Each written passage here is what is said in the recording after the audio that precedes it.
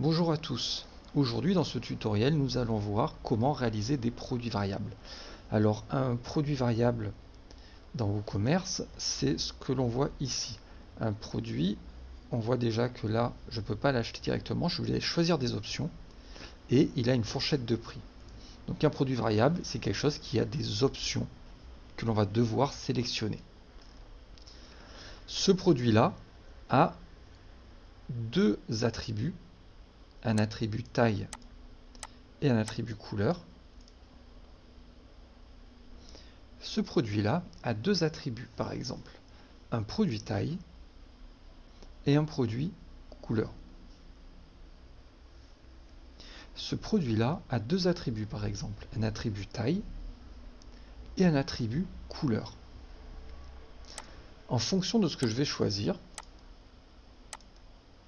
mon produit va pouvoir changer d'image. Là, je mets taille S bleu, et ben, j'ai un t-shirt avec marqué S et bleu, parce que j'ai fait une image avec un t-shirt bleu avec marqué S.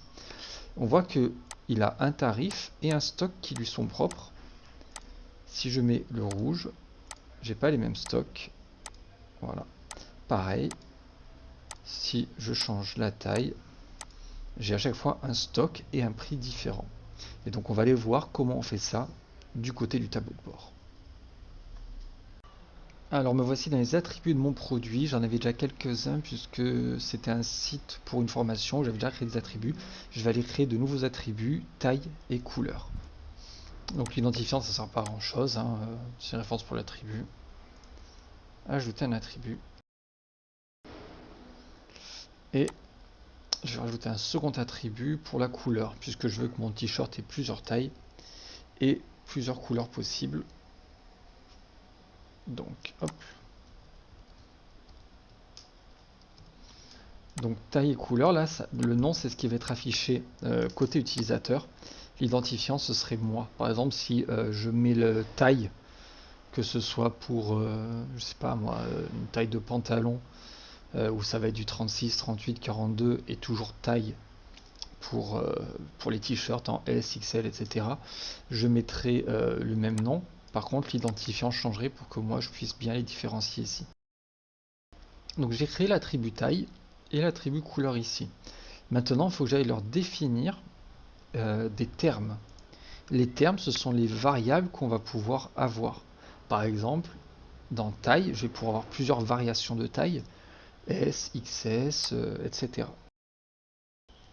Donc, arrivé sur les tailles, je vais faire exprès de les rentrer dans le désordre et on va voir ce que ça donne. S.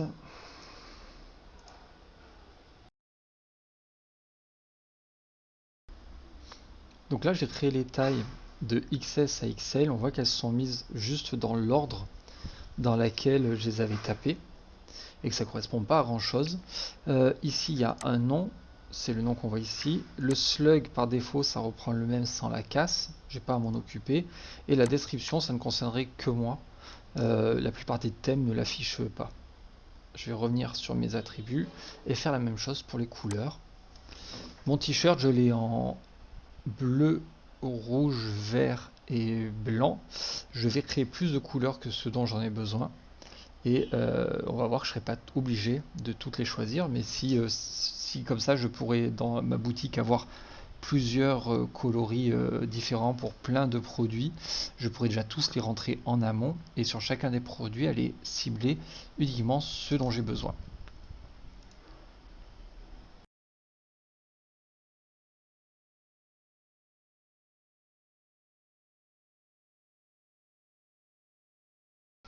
Donc voilà, j'ai créé toutes les couleurs dont je pourrais avoir besoin. J'en ai que 4 là pour mon t-shirt, mais j'en ai créé plein d'autres. Et on va voir maintenant comment ça se passe dans le produit.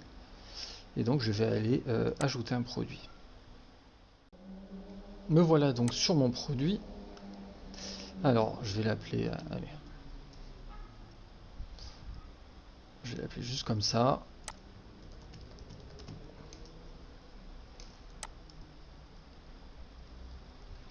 Hop, je vais le mettre catégorie t-shirt, étiquette, imaginons que ce soit en coton.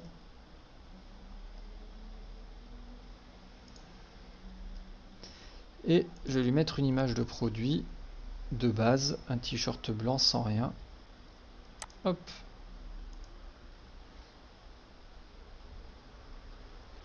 Je vais déjà l'enregistrer. Alors, si je mettais un tarif régulier à 15 €.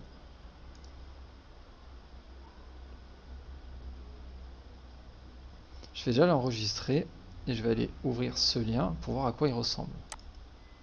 Alors, mon t-shirt apparaît là, et pour le moment, ce n'est pas un produit variable, j'ai pas accès aux options. Donc je vais aller lui dire qu'il devient un produit variable et aller configurer les termes. Alors, arrivé ici, hop, produit variable, je laisse taxable, TVA standard, et j'ai même pas à me préoccuper de l'inventaire là. Parce que je ne veux pas un inventaire pour l'ensemble de mes t-shirts, je veux un inventaire pour chacune des sortes de t-shirts que je vais avoir. Donc je vais dans l'onglet attributs ici. Alors concernant tout le reste, j'ai déjà fait des vidéos sur la création de produits, notamment la création de produits simples, où je définis, où je décris à quoi servent chacun des onglets. Donc là je passe, mais je vous mets une petite fiche en haut à droite si vous voulez y accéder. Donc je vais pas représenter tout ce qu'il y a là, je l'ai fait dans une autre vidéo sur les produits simples notamment, je vous mets le lien en haut à droite dans la fiche, n'hésitez pas à aller faire un petit tour si vous le souhaitez. Là je vais aller dans mes attributs et je vais aller créer des attributs. Donc je vais aller choisir parmi tous mes attributs ceux qui me sont utiles. Moi je veux l'attribut taille.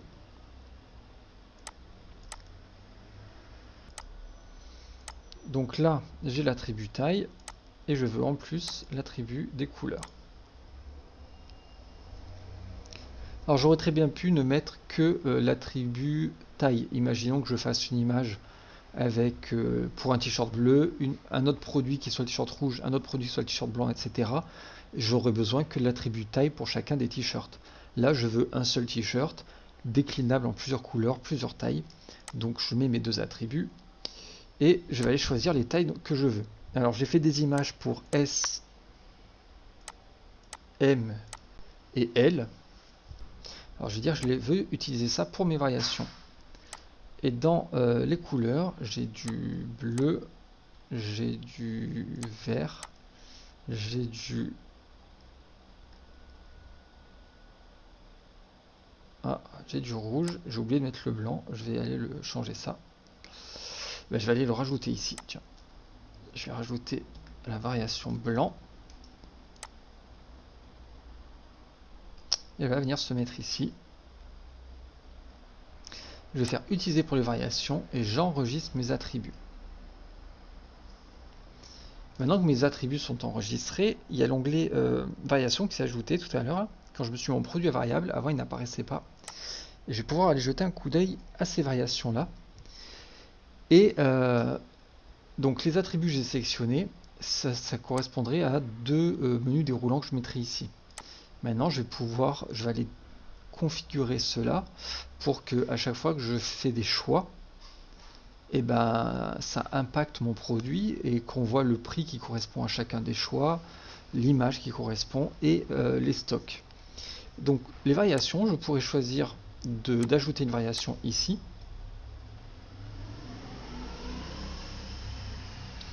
Imaginons là j'ai dans l'ordre taille et couleur, donc je vais mettre L rouge.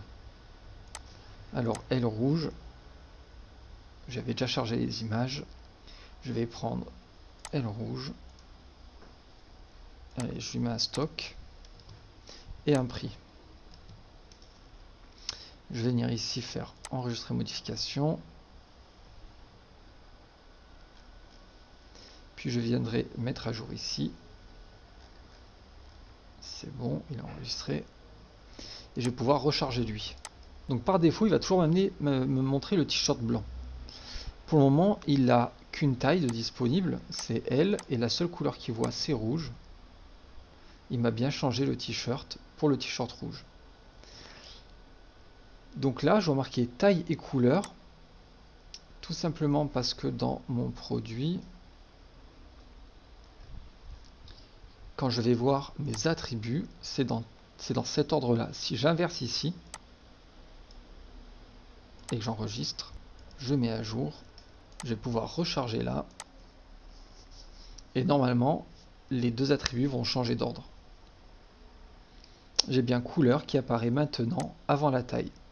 Me revoici sur mon produit et ses variations. Je pourrais rajouter toutes les variations une à une comme ça. Il y a plus simple. Je vais supprimer celle-ci et je vais dire que je veux créer des attributs pour toutes les... Enfin, créer des variations pour tous les attributs. J'ai 3 variations de taille, 4 variations de couleur, 3 x 4, 12. Il va me créer 12 variations. Là, il me met un message pour dire attention, je ne peux créer que 50 variations d'un coup. Ça ne veut pas dire qu'il ne peut en créer que 50. C'est vraiment, il peut en créer que 50 d'un coup.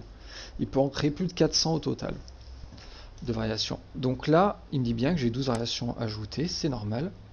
J'ai mis les couleurs avant les tailles parce que ça va être plus pratique. Comme ça, je vais voir tous mes blancs d'un coup, tous mes bleus, tous mes rouges, tous mes verts. Et c'est parti. Donc là, quand je regarde, par défaut, j'ai blanc LMS. Cet ordre-là, il n'est pas top. Je pourrais venir le changer là parce que ce serait plus lisible pour moi. Et en fait, pourquoi il est dans cet ordre? Parce que c'est dans cet ordre que je l'ai rentré quand j'ai créé mes attributs. Donc voilà, je les ai mis dans l'ordre que je voulais, mais on va voir qu'il y avait moyen de faire plus simple après. Hop, blanc S. Donc j'irai chercher la couleur, enfin l'image qui correspond au t-shirt blanc en taille S. Il pourra avoir un UGS, donc un identifiant unique qui lui serait propre. Je vais faire gérer le stock, lui mettre un tarif. Imaginons que de base ce t-shirt coûte 15 € et que j'en ai une douzaine en stock.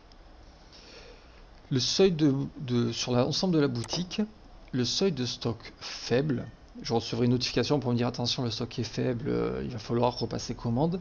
Je l'ai défini à 10, mais ce produit pourrait très bien avoir un seuil de stock faible différent de celui de ma boutique en général. Donc je pourrais changer les poids, les largeurs, les hauteurs, classe d'expédition identique aux parents, donc ce serait standard par défaut.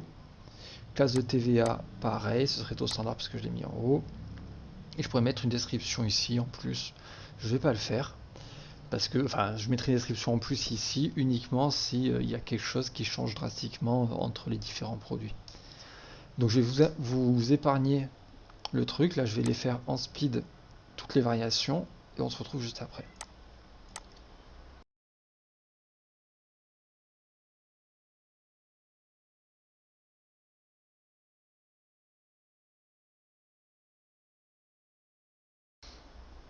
J'ai fini de rentrer un prix, une image et un stock pour chacun des éléments, là, chacune des variations de mon t-shirt. J'ai plus qu'à enregistrer. J'enregistre ici maintenant, je mets à jour mon produit et je vais retourner voir mon produit dans ma boutique. Donc voilà, ma page est rechargée. Mon produit, au lieu de passer, j'ai changé les tarifs, du coup maintenant il me met une fourchette de prix. Tant que j'ai pas fait mon choix, je ne vois pas à quoi ça correspond. Donc si je prends le t-shirt blanc en L, 16 €, j'en ai plus que 3 en stock. Mais en vert, il passe à 20 €, j'en ai 8. On voit bien que je peux changer à volonté, chacun a son image, son prix, son stock. Donc ici, je vois que dans les options détails, par exemple, j'ai L, M et S. Ça s'est mis par ordre alphabétique, c'est pas nécessairement ce que je veux. J'aimerais bien que ce soit par ordre de taille. XS, S, M, L, XL, XXL par exemple. Et donc c'est pas ici que je vais le changer puisque là j'avais bien mis dans le bon ordre S, M et L et ça s'est pas répercuté ici. Non, si je veux changer ça, il faut que je retourne dans mon attribut. Et ben je vois que c'est bien dans l'ordre que je l'ai mis là. LMS, LMS. Alors il suffirait que je vienne prendre ça pour le remettre dans l'ordre qui me convient. Donc ça sauvegarde. Hop, c'est bon. Si je recharge, maintenant que j'ai changé dans mes attributs l'ordre des variations, ici, ça s'est changé également. J'espère que ce tutoriel vous a été utile. Si c'est le cas, n'hésitez pas à le partager, au moins le liker. S'il a été utile pour vous, il pourrait être utile à d'autres personnes. Et bien qu'à la base je sois formateur et pas youtubeur, mon but en faisant ces vidéos, c'est d'aider en priorité mes élèves, mais toute autre personne également, qui auraient besoin d'apprendre à faire un attribut variable, par exemple, un produit variable. Du coup, n'hésitez pas à le partager ou à le commenter, à le liker. Ça améliorera son référencement. Et au mieux il sera référencé, au plus ça pourra aider de gens. Et c'est le but de la vidéo, donc autant que ce soit comme ça.